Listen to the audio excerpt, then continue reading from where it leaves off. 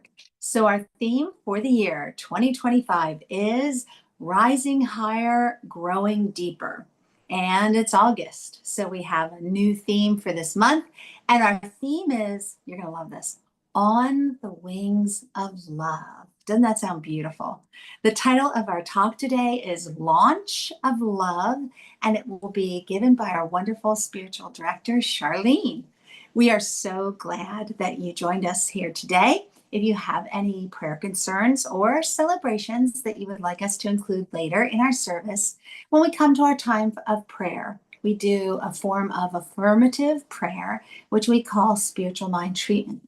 So if you would like celebrations or prayer concerns included in that service, let us know, and Reverend Charlene will be sure to include that when we get to the prayer portion. All right, that's all I have to tell you today. You made it. Sit back, relax, and enjoy our welcoming video. Please join us as we create our sacred space. We set our intentions of deepening into our awareness and practice of our 5 pillars of spiritual living by lighting this candle in our virtual world. Our first pillar is sacred study, represented by the divine quality of truth. We use this pillar to recognize the importance of an open mind and the power of our minds. The second pillar is affirmative prayer, represented by the divine quality power. This pillar honors the power of prayer in our daily lives. Our third pillar is meditation and the divine quality of peace. This pillar reminds us of the importance of meditation and the peace we feel when we quiet our minds. The fourth pillar is circulation and the divine quality of life. We know that the great law of circulation works in our lives. As we give, so shall we receive. And the fifth pillar is sacred service and the divine quality of love. This pillar affirms our call to be of service to our world as we see through the eyes of love. Let us close our eyes as we bless this sacred space and our time together. As we weave each of these pillars of spiritual living into our service today, may they deepen our own spiritual practices of study, prayer, meditation, circulation, and service, expanding our minds and our hearts to the 5 divine qualities of truth, power, peace, life, and love. We also bless everyone who made our service possible today and everyone in attendance. May the energy of love that is generated here bless everyone abundantly, and so it is. And so it is. All right, folks, now it's time for our meditation. And Reverend Charlene knows me so well. She says, Tamara, are you going to do the loving kindness meditation? And I said, you know I am. It's something that I like to do each month with you, and it really fits in with our theme for this month and with the title of our talk today. So sit back, relax, get into a really comfortable position. Maybe wiggle your toes a little or shrug your shoulders. Move your head, stretch those muscles in your neck where we tend to carry some tension. And let's begin by taking a few deep breaths. Here we go. Inhale and hold and exhale. And let's do that again. Inhale and hold and exhale. So odds are you know this meditation. I'm going to say a phrase and then you're going to say it with me when I repeat it a second time. Let's begin. Loving kindness meditation. May I be filled with loving kindness. May I be filled with loving kindness. May I be well. May I be well. May I be peaceful and at ease. May I be peaceful and at ease. May I be happy. May I be happy. Doesn't that feel good? All right, we did the loving kindness for ourselves.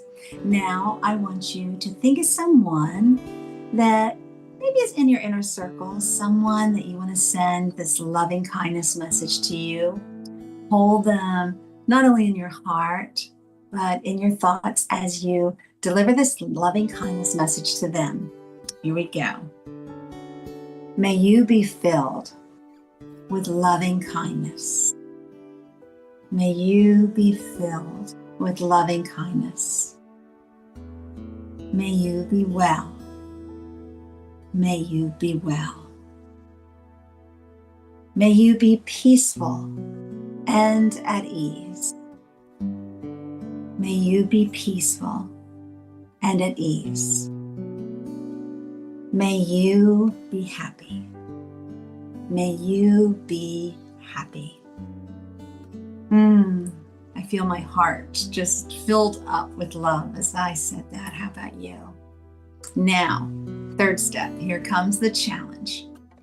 I want you to think of someone who really needs this message, someone who's struggling in life, somebody who's very unhappy, somebody who's filled with worry or anxiety, somebody who's filled with dis-ease.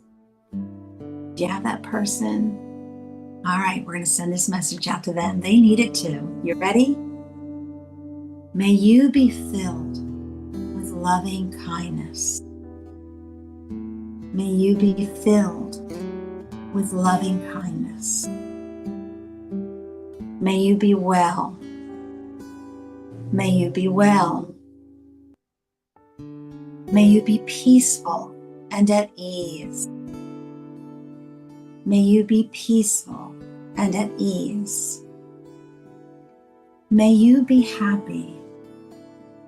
May you be happy. Giving them permission, opening up their hearts to receive this loving kindness message.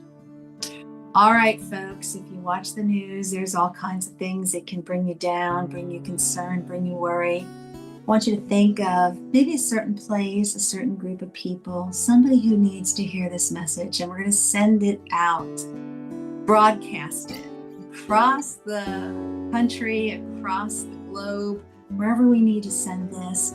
Let's shower someone with loving kindness. Let's shower a group with loving kindness. Here we go. May you be filled with loving kindness. May you be filled with loving kindness. May you be well. May you be well. May you be peaceful and at ease. May you be peaceful and at ease. May you be happy. May you be happy. We know that we're all connected, no matter who you were sending those messages out to. Might have been, for our second go round, somebody who's in the room with you. It could have been somebody, a family member who's far away or a friend who's far away. As you delivered that message in the third verse, again, could be somebody close to you, could be somebody far, far away. And as we blessed a group, locally, nationally, globally, we know as we send these messages out, we're all connected. All right, that wraps up our meditation. Sit back, take one more deep breath, and join us for some music by Leah.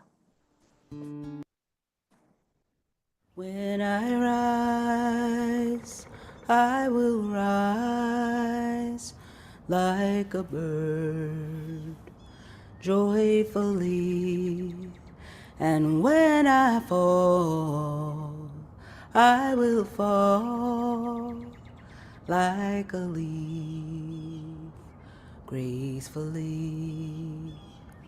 When I rise, I will rise like a bird that soars joyfully. And when I fall, I will fall like a leaf so gracefully.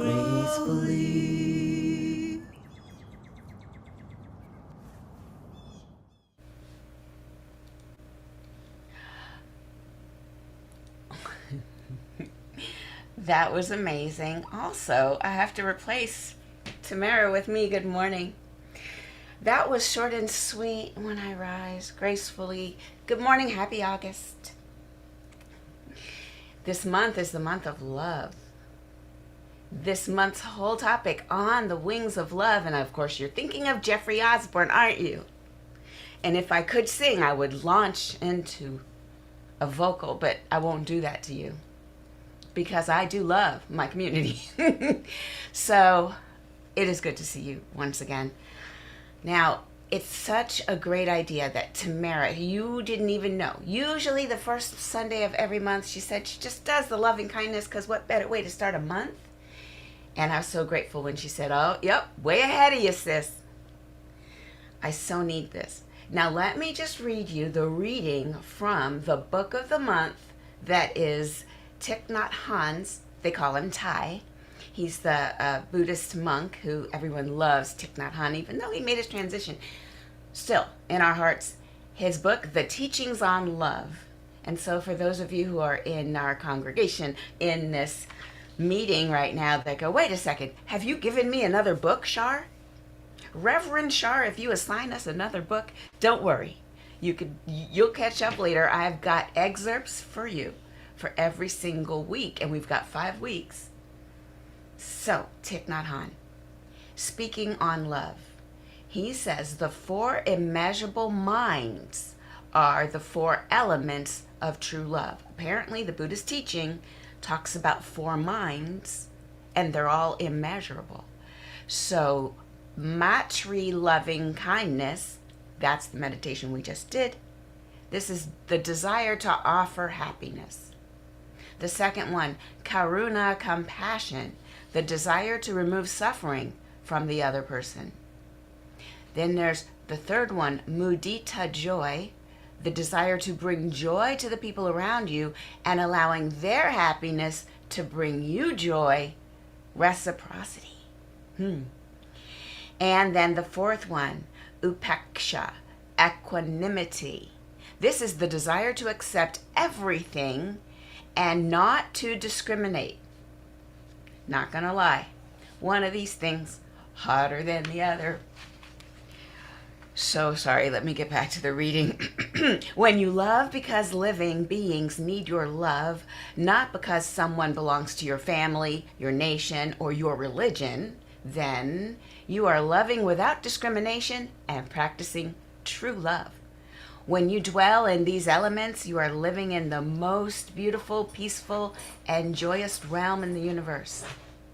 If someone asks your address, you can say the Brahma Viharas, the home of Brahma, also known as the 4 immeasurable minds of love, compassion, joy, and equanimity. There are 5-star hotels that cost more than $2,000 per night, it says in this book. Yet, the abode of the Brahma offers more happiness than these. It's a 5,000-star hotel, a place where we can learn to love and be loved. This is Thich Nhat Hanh, Teachings on Love, from the introduction on page 2. So what does that mean for us? How does this work? Just turning off the original sound. Okay. How does this work for us? Well, if we turn our attention from the East to Ernest Holmes, who is, of course, the founder and the person who put together the Science of Mind teachings which is amazing. It's new thought, but ancient wisdom. And of course, it borrowed from all of the traditions, and it looked to find that golden thread of philosophy and faith and a way of life that flows through all these teachings. We're not separate at all. Ernest Holmes says, well, if God is all there is and God is love, then why would we discriminate and say something or someone is not God or not love? It's a mental fallacy to think that God is all there is unless I don't like what I'm looking at.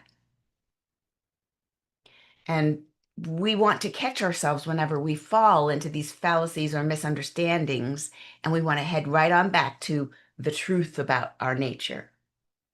So it means that we need to understand that love is the basic underpinning of all of it.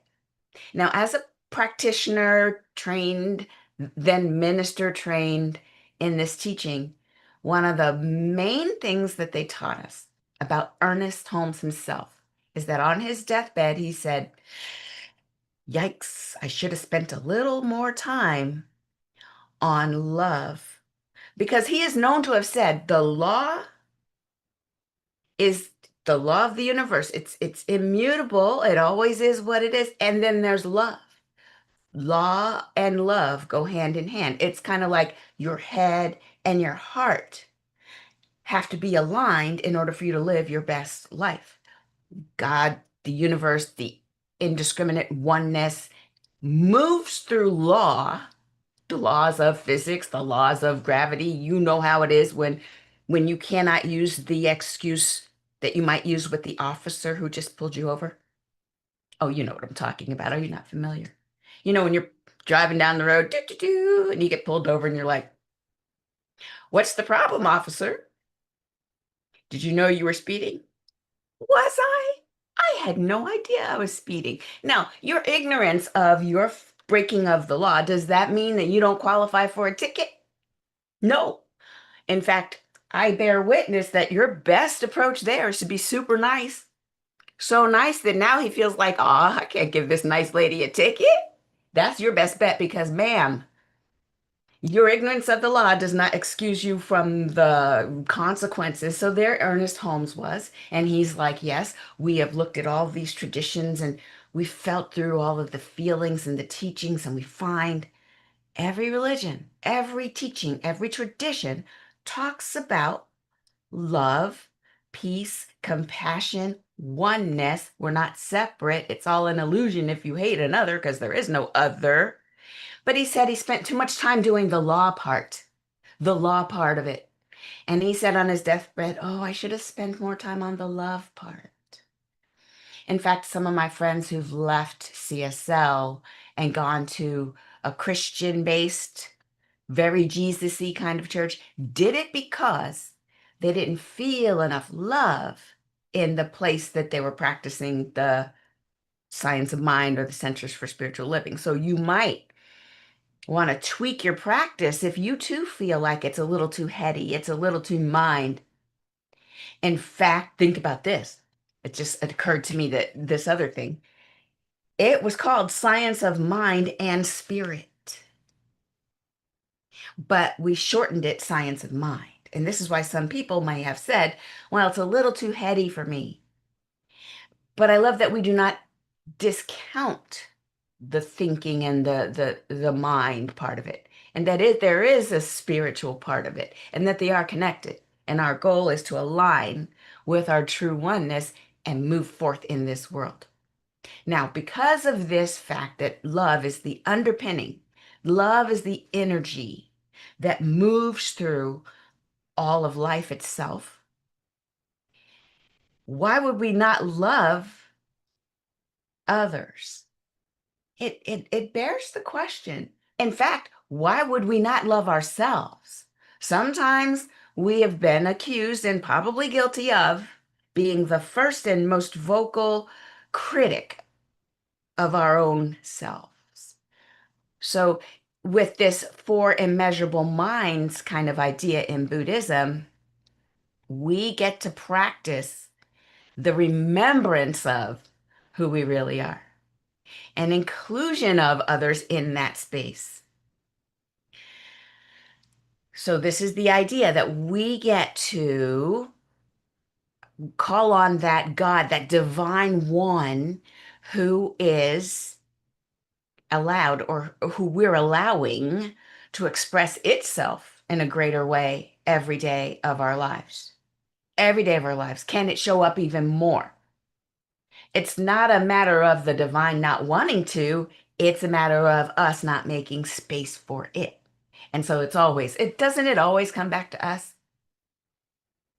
It's everything I study. It comes back to breath, meditation,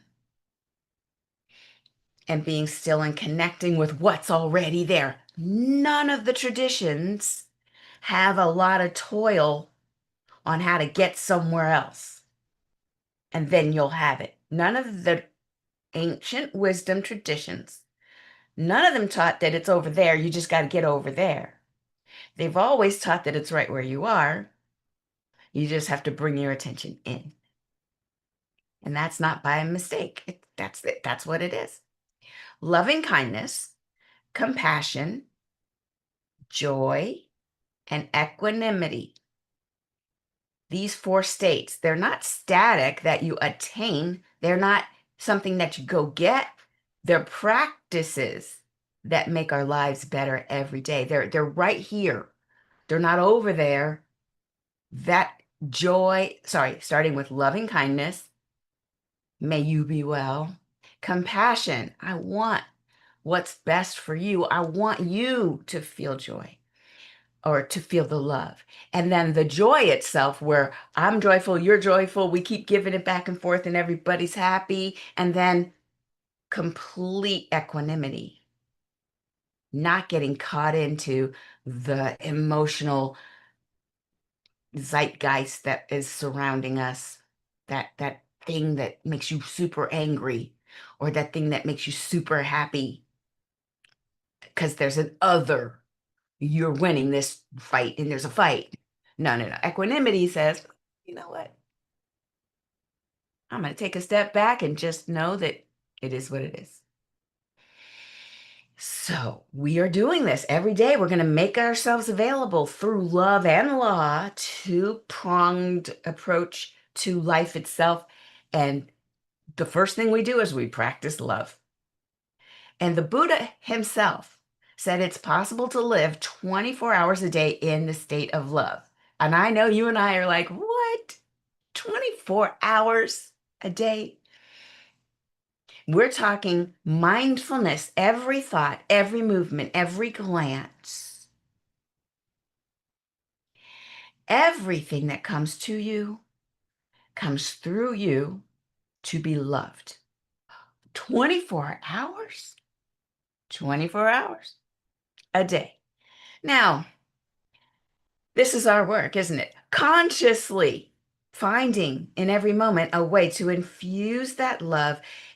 And on some days, in some moments, I'm not going to lie, it's going to be daunting. However, this is where we call upon our practices. If we've become practiced with the loving kindness, meditation, we've got our 4 minds, right? Our loving kindness, and we've got the second one, which is compassion, and we've got joy, and we've got equanimity. Can we return within at the drop of a dime and know the truth about ourselves? Can we do it? Can we do it? So we are doing that this month. This is the month of love. And let's get into each and every one of the 4 immeasurables, because I feel that if we have a daily practice that we can fall back on, that we can be the observer in our experience. And a quick discussion about observer. There are times when you'll be, okay, I'll speak for myself. Last week, I went over to Arkansas, in one of the A states. I went to Arkansas, and getting there and getting back was a journey in patience in and of itself. There were flights that were started. We were going to go, and then we had to come back to the gate, and then we're going to go. And oh, look at the time. Our crew has to switch out. We've been working too long. One moment, please. Oh, by the way, we might cancel. It happens. And I'm like, excuse you, excuse you. And so I'm sitting there, and in the moment, I'm feeling all kinds of feelings, but I also know that this is not the only thing that's going on. What seems to be happening in this one layer of reality, well, that's just a layer of the 3D world that I'm looking at. What else is going on? And I took every moment I could to observe myself and to observe how am I practicing in this moment what it is that I talk about with you guys. Do I walk the talk? And so I was able to take myself into that first mindful mode, and I used my juju to try to just fix the plane. Why not? Listen, Ernest Holmes said, well, couldn't really fix the plane. We taxied right on back to the gate.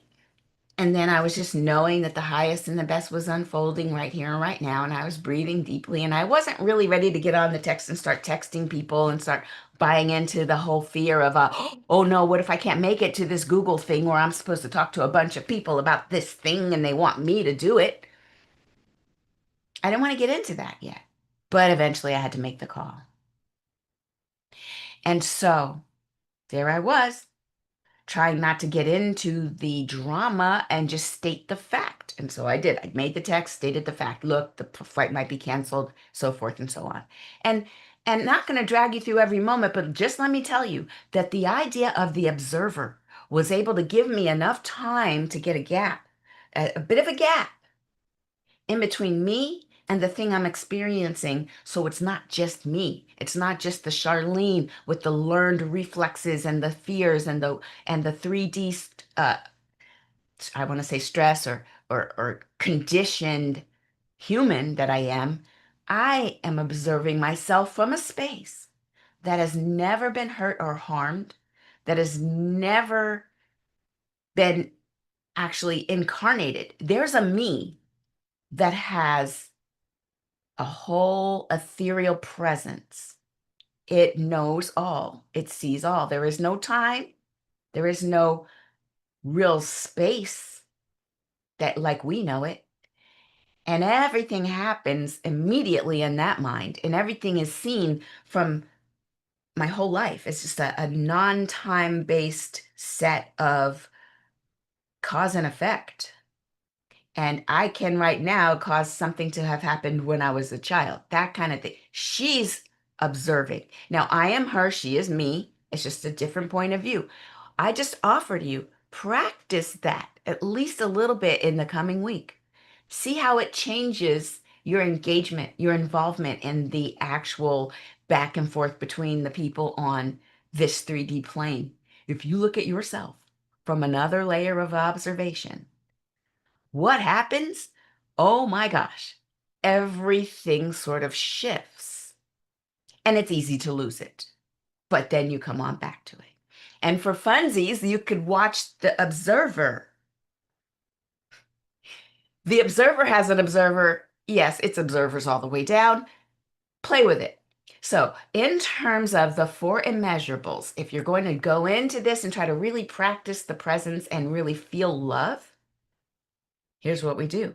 1, whenever you can, say, may all beings experience acceptance.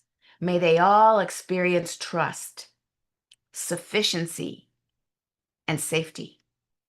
When I think about that, I kind of tear up. When Tamara was taking us through that last one, I was getting kind of teary-eyed because think about the pain that one must be feeling in order for them to actually act like they're acting. Think about the pain.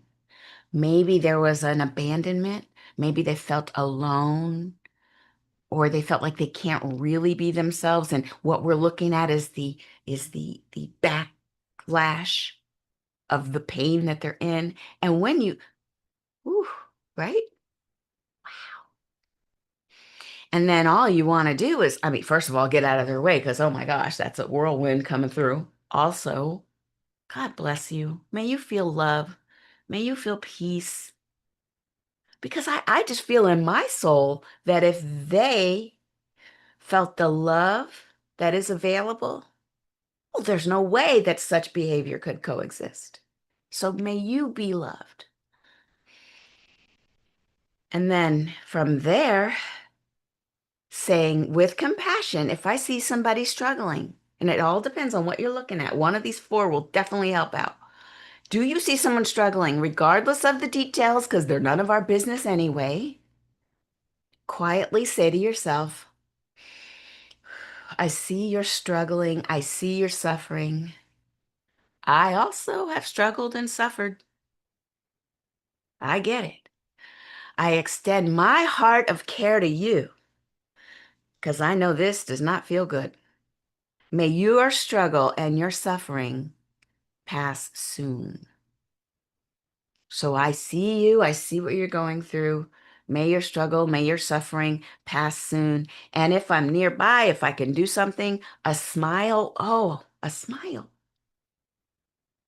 Just seeing someone, acknowledging them, holding the door, offering just little things. Because of the compassion that we have in us, we see ourselves in that and we know it's hard. And oh, yeah, sis, you're not alone. I saw the mom sitting across the aisle with her baby who was, struggling, and you know how babies can be on a plane. It's tough. She's trying to breastfeed and all the things you got to do to contort yourself into a socially acceptable way of popping a breast in a baby's mouth. It's hard. It's hard. I get it. Been there. So I was like, oh, God bless you. And I saw the little baby's foot and I was like, oh. And then when she was able to glance at me, I was like, and I feel like these little things, they make a difference. I know I felt better. I mean, when you're a mom, you're just hoping people aren't judging you, giving you the eye.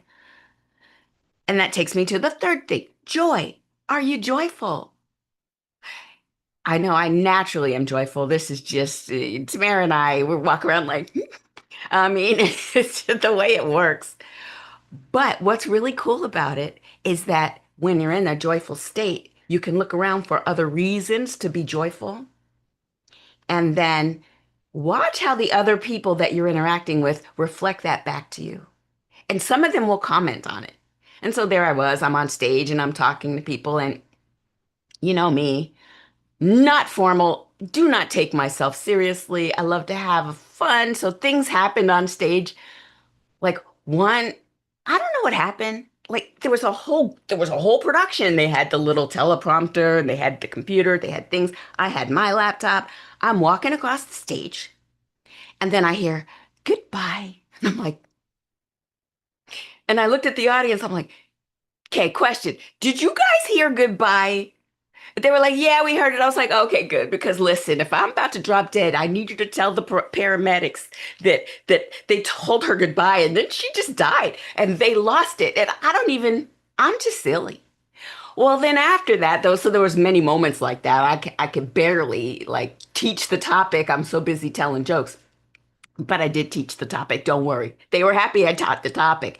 But they came up, many of them, and they were like, you're hilarious. You had me laughing, but also I learned, and it's okay to have fun. I'm like, oh my gosh, if you don't have fun, then you're doing it wrong. Like, who said that work meant suffering? I would like to disabuse them of that notion. Work does not mean you have to suffer. And if you're having fun, then yay, you also get a paycheck. Oh my God, this is awesome. So this is what we want to do. And if we can be the place where the joy begins and then share it and then watch how their face lights up and then they share it back and it's a whole little love fest. Everybody's happy. This is what we want in life. But then we don't want to get too caught up. We don't want to worry too much about, oh, did I do this right? Did I do that right? You don't want to be triggered either in a good way or in a bad way. This is where equanimity comes in. The fourth one, there are movements that happen and they attach themselves at first to some what do they call these people? A figurehead, right? Like a movement. And you can imagine different movements. It could be like a cultish kind of movement, or it could be just a fashion trend that everybody, oh, you have to wear this thing or else you're not cool. Are we going to get caught up in those kinds of movements where we're just feeding some bigger energy? And when we get mad, oh, good, that feeds it. And when you're happy about it and you promote it, oh, good, that feeds it. Are we really going to separate ourselves so that there's an us versus them and participate in this whole pendulum swing? Are we going to do that? Or let me offer equanimity. How about a nice detached, interesting. Hmm, all right, well, I see what you're trying to do, but I mean, how about that? How about we don't label things as soon as we see them so that we can get in camps? What if we're just that observer? That equanimity is jumping out of the situation and observing it from the position of that spirit, that soul, that you that has never been hurt or harmed, that has not in any way anything to worry about or fear, that all is well. And you're here to love and bless and be that presence. What if we could look at everything from there? I mean, it's a goal. We could do it a little bit at a time. So we'll just go into the final piece now, which is acceptance. And this is where I'll end. Let us just ask ourselves, where in our lives are we unaccepting? Is your life unfolding in a certain way and you're holding back and pushing against it? Acceptance doesn't mean you have to like it, and I mean, you don't even have to agree with what's happening. This is where you get to say, well, yikes, this is happening. And I don't like it, but it is happening. It's about acknowledging reality as it sits in front of us because we don't get to say, I don't have to acknowledge you because you're not the way I want you to be. I don't have to know. I don't have to be here because I don't want to be here. Ma'am, if this is where you are, I feel like this is where you should start. Like, have you ever typed into a navigation system that you want to go to some location? It always starts where you are and maps out a path to where you want to be. You cannot get there unless you start from here. So we have to look and see, yes, I'm here. Do I love it? No. And it is where I am. And this is the reality of life. Pain does come. Suffering is optional. Suffering is where you wish you were somewhere else, and then you just keep that tension going on between here I am, but I'm resisting it. You could be here I am, and here's where I'm going. And so that opens the door to freedom where you could just step out and you get to be free from any resistance to what is right now, any judgment for how it should have been. I shouldn't be here right now by this age. I surely should be. That's ridiculous. That's not helping, is what I'm trying to say. The freedom comes from a tacit acceptance of where we are. And without fighting where we are, forging that path of where we want to go. This means we can just embrace the love that is present now, even in this place. Even though you don't like where you are, there is love, abundant quantities of love right here. And when we know that that's true, then when we pick up our foot and put it down, we're walking on that path with love leading the way. What a better world it'll be. If we can lead with love, just think about it. Wow. So I invite you to practice love this week, and I can't wait to hear from all of you. I love to check in. How you doing? Text messages, little Facebook posts, whatever. How are you walking in love this week? Let's go in and pray. There is only one divine energy that animates all of life. We are it. We are part of it. And there's nothing that is held outside of the space of the divine love and the divine life and the divine consciousness. The field of potentiality, what the physicists call it. This ever-present life force that is creating our life even now can be called upon even now because it's right here. And so I call upon it. And I know that we are making space, giving room, making room for this energy, for this beneficial presence to lead the way as we move through this maze of life. Because there's something higher. There is something above all of these walls that are comprising the maze. There's something higher that can see exactly the path that we need to take. And so we give our attention, we give our energy, we give our inner eye to that higher self, for it knows all. And we allow ourselves to be prodded, prompted, and shown the way. We follow where we are led. And in this knowingness, we offer this loving kindness to the world every day for this next week. We love them right where they are. We give compassion and help whenever we can. We allow us to embrace our joy and our happiness, and we spread it because it is contagious while not getting caught up into otherness and opposites. So I know this is true for ourselves, and I know by being this today and every day, we do spread that love around the world. I'm so grateful to know that this is true for me and for this community and for anyone in the sound of my voice. I'm so grateful to be able to help bring this into being. So I release my word into the law, knowing that as I release and let it be, that it is already so. And so it is. Amen. Ashe. Now let's hear from Leah.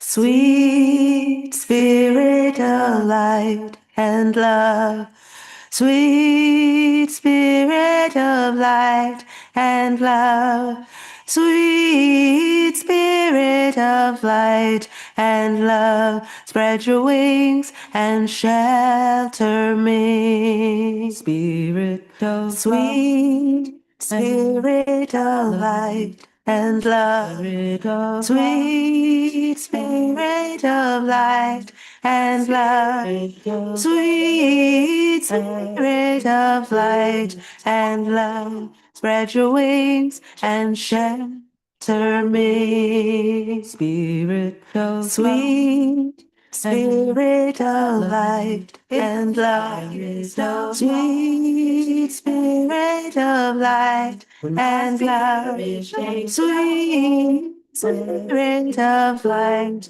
and love, spread your wings and shelter me. Oh, how beautiful. All right. Thank you so much, Reverend Charlene. I don't know about you guys, but my little notebook, my little journal is filled with so many notes. And yes, while you were talking, Reverend Charlene, I got that book. I ordered it. It's borrowed from the library, so I can't wait to read that book this month. All right, folks, I hope you got a lot out of the service, the message too. And now it's time to celebrate and show our appreciation for the gifts that are shared with us. You heard in our opening video, we believe in the law of circulation. As you give, so you receive. And because you are so generous with your donations, we can do what we do on Sundays. We can bring the message and the music and the meditation to you. And also we practice what we preach. We tithe to others. We give money to our home organization, as well as organizations that share our vision of helping to create a world that works for everyone. Equanimity. There are so many ways that you can give. Odds are you've already found a way. If you haven't, take a look at the screen and find something that works for you. All righty. Now, join me in the blessing of our gifts. Here we go. Say it with me. The presence of spirit within me blesses everyone I meet, tends to heal everything I touch, brings gladness into the life of everyone I contact. Therefore, I am a blessing to myself, to humankind, and to the day in which I live. And so it is. All righty, and now it's time for our announcements. All right, let's see. Wow, we got, of course, we have Reverend Melinda Jacobs is back by request, by popular demand. We love our workshops with her, and we said, Melinda, can you please bring us one more? And something came up in the last workshop where we said, maybe our next workshop should be about forgiveness. Reverend Melinda, do you think you could put something together for us? You know her. Of course, she said yes. So transmute old wounds and set yourself free. So this workshop, you can read the words on the screen. I won't take the time and read those for you, but this is a little invitation for what this workshop will be all about. We're giving you some notice. It will be on Sunday, August 17th at 10 a.m. Pacific time and 1 o'clock Eastern Standard Time after our service. It will be approximately 2 hours.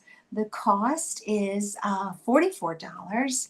And there's even a little QR code, so we make it easy for you to sign up. But you know, as always, you can go to our website, look under events, look under workshops, and you can join Reverend Charlene. If you haven't done a workshop with her, I highly encourage you to do so. She is absolutely marvelous. And if you have, I don't need to sell you on this. You know that you get so much out of this.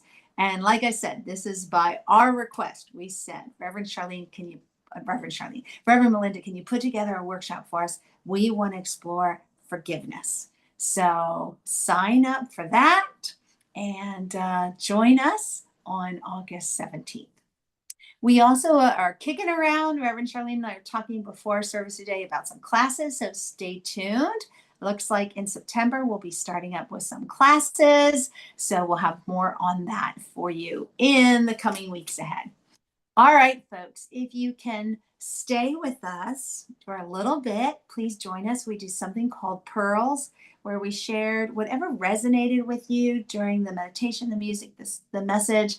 I made reference, my notebook is filled. I even had to get kind of creative and get smaller typing or fonts, smaller writing to fit everything in the margins, because Reverend Charlene, you packed a lot of good stuff in there today. So if you have something that you want to talk about, hang out with us. This is kind of our virtual coffee hour.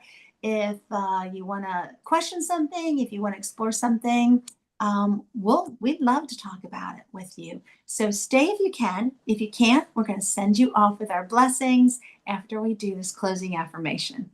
How appropriate in this season of love with our theme for the month of August that we do this closing affirmation. Here you go. Unmute if you can. You know I love to hear you. You ready? Mhm. I am love. I am love. I am love. Thank you. Look at the joy that you brought to me. All right, guys. Like I said in the meditation, it's all connected. So send this out to whoever you want. It could be just going across the room to somebody who's sitting right beside you, a family member, a friend, a furry companion, or I believe 100% certainty that we can send these messages out like ripples. Send this out to whoever you want to. Here we go. You ready? You are love. You You are are love. I felt that. It was like a tsunami, a good love tsunami. All right, folks, here we go. Our last one, reminding ourselves it's all love. Here we go. You ready? It's all love. Oh, love. Woo, woo. All right. Thank you again for taking some time out of your day. We appreciate that so much. I don't know about you, but these services, weekly services, they just recharge my battery. I feel it go whoop during the service. And this is why we do it. This is why we come to you each week. So if you have to go, we send you off with our love and blessings. But if you can stay and hang out, we'd love to talk to you.